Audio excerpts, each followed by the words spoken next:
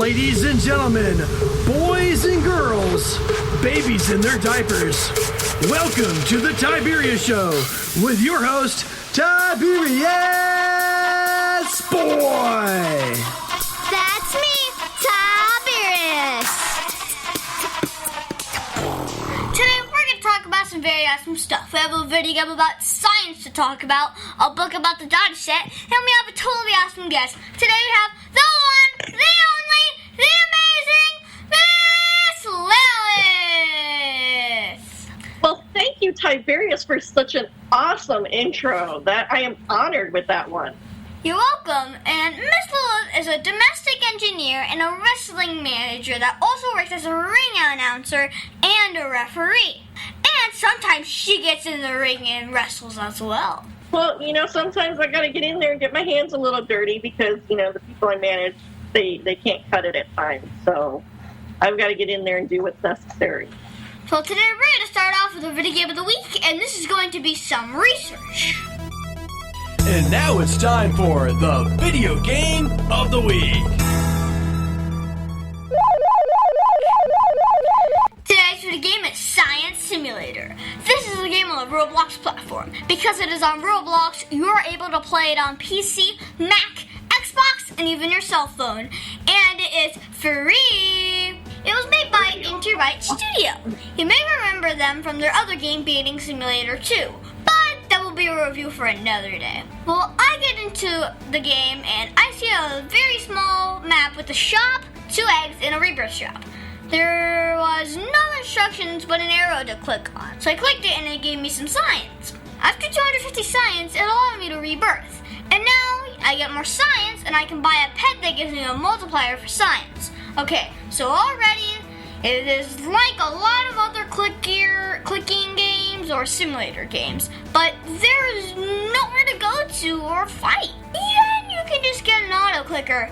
Now you just stand there and wait for the science to come in. I did not find this game too exciting. After 1 million science, you can go to another world with better pets. So would you say that the game helps you with schoolwork, though? No, it doesn't, because it doesn't give you, science problems or math problems. You just click on an arrow and just wait. Well, I give Science Simulator 2 out of 10 stars because the game is, the gameplay is very much boring because you just sit there and it's not really a challenge. But I did enjoy its music. I'm going to probably have to check that game out now. Over 40 years, Lighthouse Central Florida has provided education, independent life skills, and job training to thousands of Central Floridians who live with blindness or any degree of vision loss. Whether it's picking out clothes in the morning or just moving around your community and serving Orange, Seminole, and Osceola counties. Contact Lighthouse Central Florida at 407-898-2483 or visit them online at lighthousecfl.org. The Tiberius Show would like to thank one of their dedicated sponsors, Custom Designs Orlando. These guys are on Mills Avenue and do all sorts of stuff, ranging from photo ID badges, engraved signs, custom braille ADA signs, vinyl lettering to trophies and awards. The cool part about Custom Designs is they can ship products all over the United States. You can reach them at 407-898-0373 and tell them that Tiberius sent you. Now it's time for the Bug of the Week, the data set, A Case of the Clones. This book is written by Ada Hopper. This is a great series about 4 friends that get into danger, action, trouble, and adventure with science. I'm right at the back of the book. In fact, Miss Lilith, would you like to do the honors? Of course, why not? Clone chaos. Dr. Bunsen is just trying to help these kids. Really? He is? This time, when Dr. Bunsen overhears the kids complaining about all of the chores, he lends a hand by creating data set doubles. But when the clones start acting out and the doctor's solution goes wrong, can the kids undouble the data set trouble? Huh. Well, this is an error book. It is worth 1 full point. It is rated for 3rd grade and 6 months. Well, this is a great book for kids that love science and getting into trouble. Like me. In fact, my daughter happened to be reading one, I think last year it was, she started reading the data set book. Okay. Well, they go to school like normal, and the data set has a lot of stuff to do. Well, they each have tasks to do, so they have a hard time with it. So Dr. Bunsen made clothes to help them out. And how do they get their DNA? Dr. Bunsen made this really good juice, and he put them in a glass, and then they touch the glass and get the fingerprints for the DNA. Well, then the clones were doing stuff and confusing their friends. So the data set had to find a way to get the clones out of here, so... Well, you're gonna have to read the book to find out what happens. I give the data set a case of the clones 9 out of 10 stars because you tell the clone what task you need to do at a time, and it does the task at the time that you told it to do it. And that sounds like a cool idea, but a lot could go wrong because your friends can be confused. See TiberiusSmithLaw.com. You can call him at 407-801-2667. Wait, you are not Chuck. My dad can help when people get hurt. He loves to help.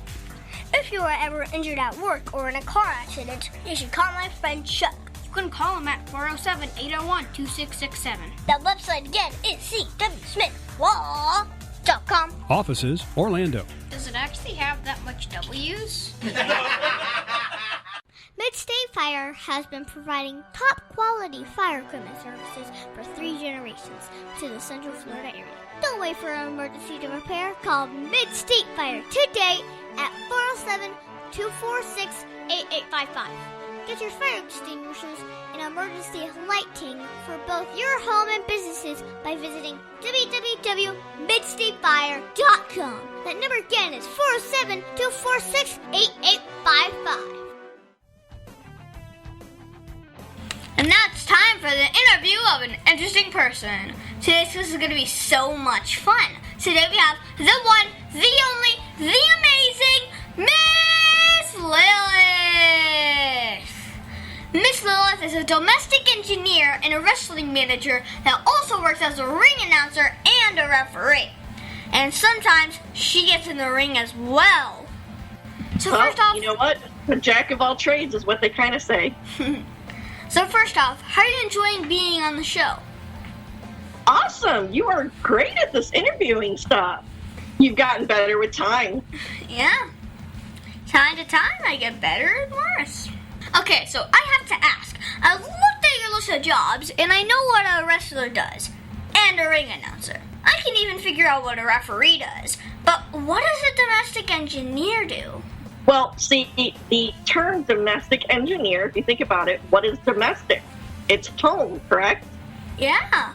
And what is an engineer? Someone that helps someone else?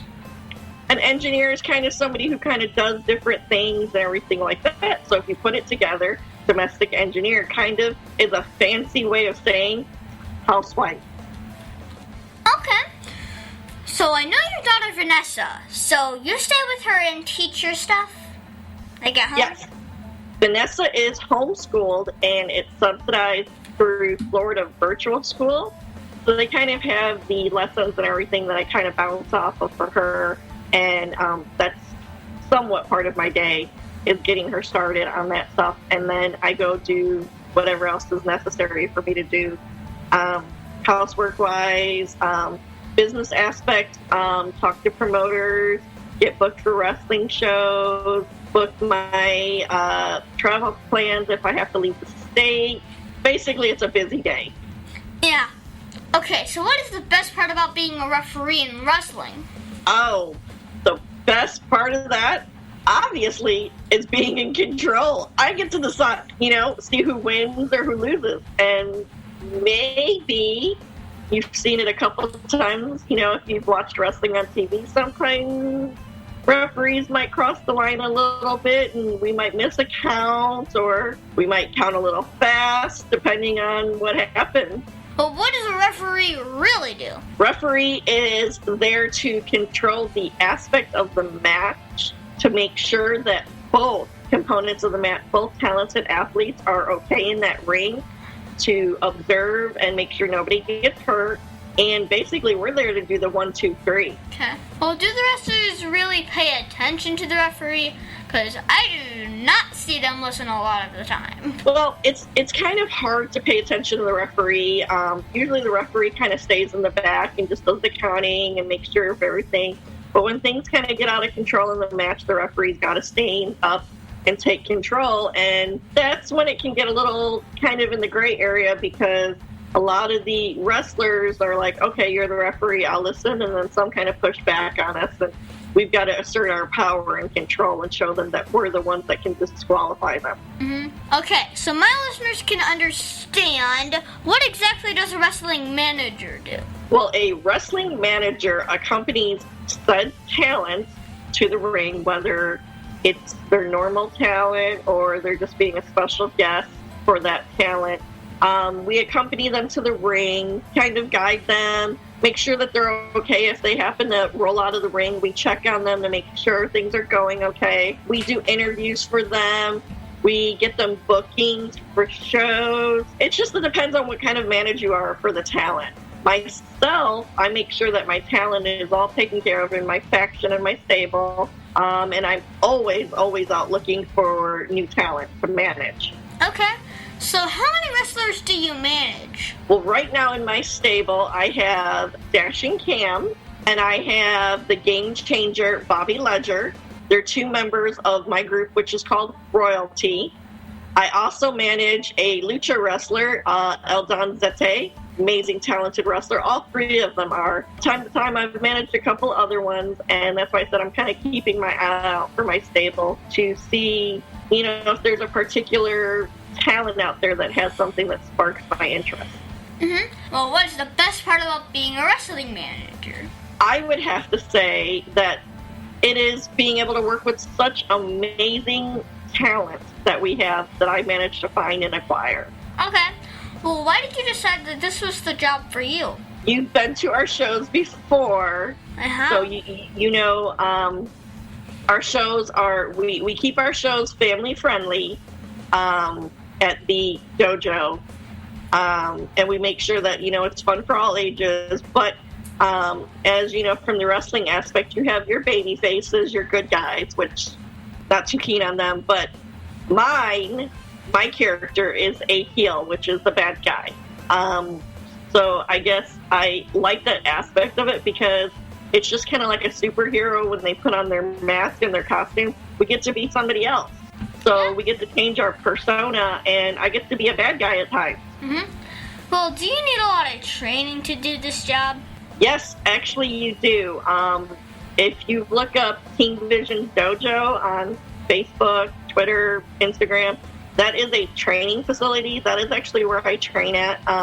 Even as a manager, you have to train to be a wrestler, because managers take bumps and we get pushed and we have to take wrestling moves and everything. So you have to learn how to do everything safe. Managers, referee, all of it. You eventually get sucked into something at some point in time. Well, what is the most rewarding part about your job? I know this is going to sound really weird, being a heel, especially a bad guy, but it's going to shows, and afterwards when I get to meet the fans or doing interviews like this, especially with kids, that they talk about it and they tell me, oh, you're such a bad person. You were so mean out there and everything. But they remembered me, and they want to take pictures with me and everything like that. That's the most rewarding part, is that I get to do that. Okay. Well, what is the hardest part about being a wrestling manager? Not to outshine your talent. Mm-hmm. To make sure the focus stays on the ring, on them, and not on me. Okay. Well, what did you want to be when you were a kid? Did you always know that you wanted to work in the wrestling industry? I would probably have to say, yeah. I started watching wrestling when I was, younger than you. And I was just like, wow, this is, really, really fun and entertaining. And I would love to be able to do this. But I grew up on, what a lot of people called old school wrestling. I grew up on, the Von Erichs and the Samoans and all of them that were great back in the day when wrestling was just wrestling and not all the glitz and glamour that it is today. Okay, well, what is the craziest thing that has happened while you were doing a passion?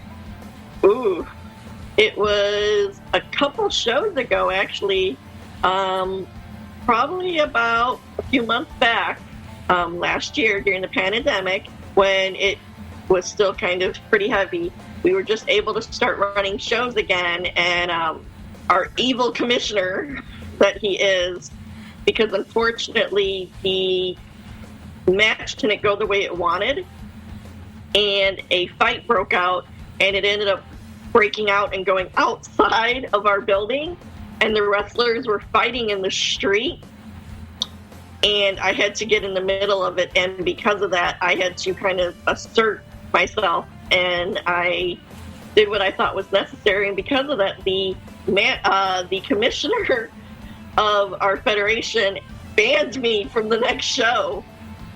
Yeah, so my team had to go without me. Wow. So when you are in a ring as a wrestler, do you ever get hurt for real? I have, yes. There's been a time or two, a time that things went wrong a little bit, things went a little different, and where we were performing, it was outdoors, and I ended up getting kicked out of the ring and kind of skated on the pavement, you could say, and I ended up getting bloodied knuckles and knees. Well, have you had to go to the hospital? Not this time around, no. I'm one of the lucky ones who, haven't been seriously injured to the point where I have to go to the hospital, but I know a couple wrestlers who have done stuff. I don't like using the word fake. When you tell a wrestler that things are fake, that to us is like a curse word. What we do isn't fake. We suffer injuries and everything. What you see on TV, you may think that the wrestler that it's a play, but some of them actually do get hurt, and they suffer concussions and long-term injuries. If you look at the older wrestlers now, a lot of them are having knee surgeries, hip replacements because of the things that we put our bodies through. So now I also see that you are a ring announcer. I had a wrestler on here months ago that I was better announcer than Daniel Shaw. Do you just think it was being nice? Wow. He said you were better than Daniel Shaw. Dan is really the pretty much the elite when it comes to our announcers for the indie business. I would take that as a compliment if I were you. Well, if I was announcing you, I would say, and in this corner, coming at your none of your business pounds, with 2 years of wrestling experience and way too many titles to remember, we have the one, the only, the amazing Queen of Destruction, Miss Lilith! Wow! Oh my goodness. That is amazing. You know what? I might have to talk to our promoter and see if maybe we can get you in as a guest ring announcer or something for something. Maybe have you come in and do one of our special shows that we have coming up or something. Oh yeah, did you like how I said, coming in at none of your business pounds? That is awesome. I mean, as a woman, I'm, not particular caring of my weight, but in this image that everybody upholds, weight for women is a big thing. So that is awesome. I totally love that. Which of the wrestling jobs do you like the best? I would have to say being the manager. Okay. Well, what is the greatest achievement in life? Wow, what a question for you. This is going to sound really, really corny. Especially, because wrestling is amazing and it's my passion and I love it. But my greatest achievement in life is being a mom. Okay, that is not corny. Okay? Both my daughters are my pride and joy, and my oldest daughter now has a son of her own, so I'm a grandma. which, yeah, I don't like that term because I don't feel old. But, yeah, my daughters are my pride and joy. I love them to the moon and back, both of them. Uh-huh. Well, who helped motivate or inspire you the most in following your dreams? Ooh. The ones who inspired me the most to follow my dreams, I would have to say, are Sensational Sherry. She was a manager in WWE back in the day. Paul Ellering. He managed the, Road Warriors. He was fabulous. And right now, he's in WWE. Everybody loves Paul Heyman. I don't think there's a person out there who isn't a Paul Heyman guy. But he's great too. Mm-hmm. Well, what advice would you give my listeners if they wanted to go up and be in the wrestling industry?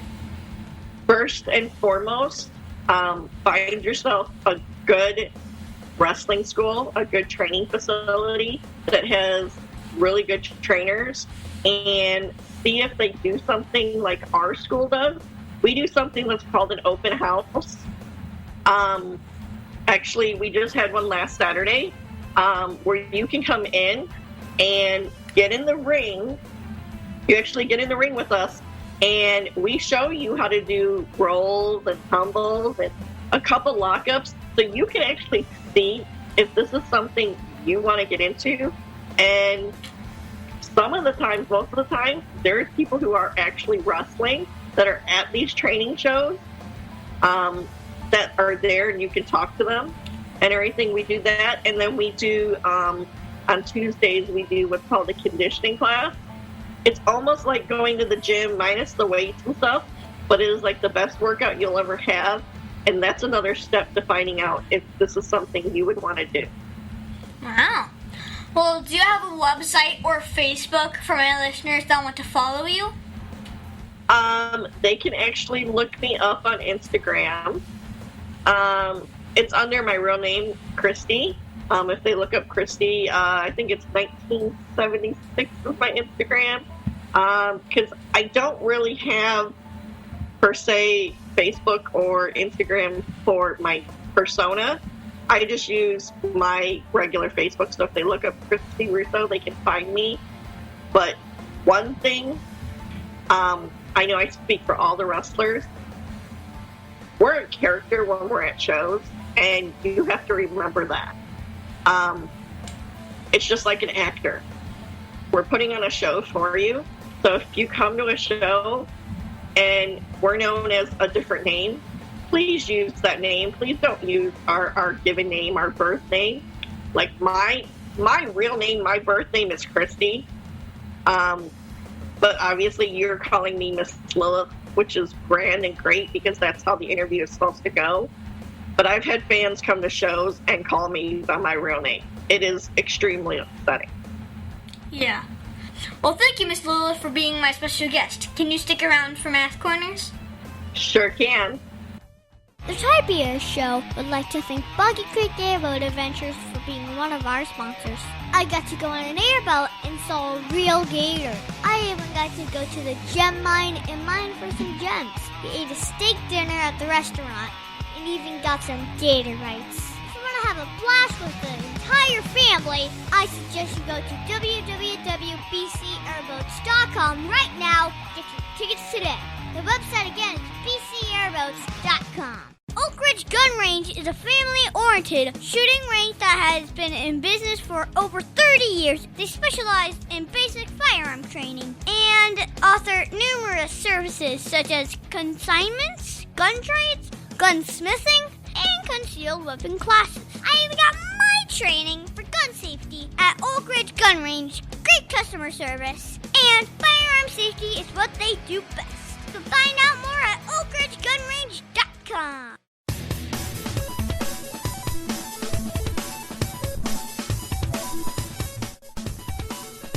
Tiberius' favorite subject, it's Math Corners! Thank you so much, Miss Lilith, for helping me with Math Corners. Today, we're going to talk about multiplying a decimal by a fraction. Ooh. Well, this last week, we talked about converting a decimal into a fraction, and also we talked about converting a fraction into a decimal. So we got talked about multiplying fractions and multiplying decimals. Now, here's the fun part. What if you have a decimal and a fraction? Well, each kid will find that they like fractions or decimals the most. I prefer decimals. So when you provided a problem where you need to multiply both a decimal and a fraction, you have to convert one of the numbers to the way that you want to do the equation. So either you convert the decimal to a fraction and solve the problem as fractions, or you convert the fraction into a decimal, which is the way I like it, and then solve it as a decimal. The more important part about this is that in the real world, most of the time they want a decimal answer. But if you learn to work with decimals, now it will be easier for you in the future. Also, working with decimals means whole value numbers can carry along and not have to be removed and put at the back at the end of the question. Sometimes I forget to put the whole number back and get the answer wrong. So with decimals, I never forget because the whole number is to the left of the decimal point. So Miss Lilith, do you not know all about multiplying a decimal by a fraction? Well, since I do homeschooling with Vanessa and everything, I've got to know it a little bit and everything. And, like you said, it's easier to convert it into the decimal and work that way. So that's kind of the way we work it.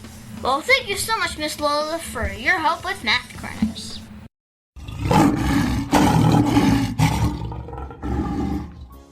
Now it's time for the Heart of a Lion. As you know, we talk about the qualities of living by the heart of a lion, which stands for leadership, integrity, obedience, and nobility. This week, we're going to talk about obedience. For me, I think obedience is being fully committed to doing what is pleasing to God. The qualities of obedience are compliance with a good attitude and respect for the laws. You know when someone is obedient when they follow instructions willingly and thoroughly. Well, this week, I had a math tournament and it was a lot of fun. Mr. Noto told my mom that I should celebrate and not have to do any chores or work that day. So that meant I had to do all of the stuff on Sunday. Now, I am sure you can guess I do not enjoy doing schoolwork on weekends or any chores, so the ball of my luck on one day does not make me smile. Well, I kept a smile on my face, and I would get a task done and then play for an hour, and then go to do another task.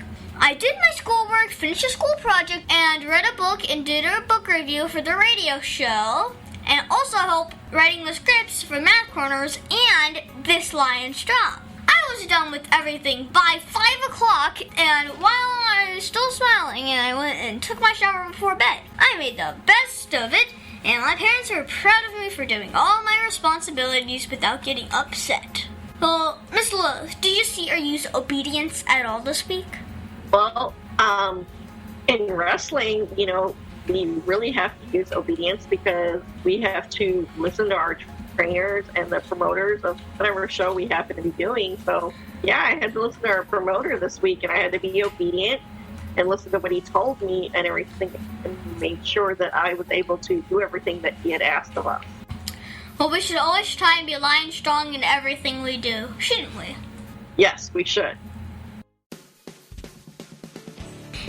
And that's our show, folks. I'm going to thank the one, the only, the amazing Queen of Destruction, Miss Lilith, for being on my show.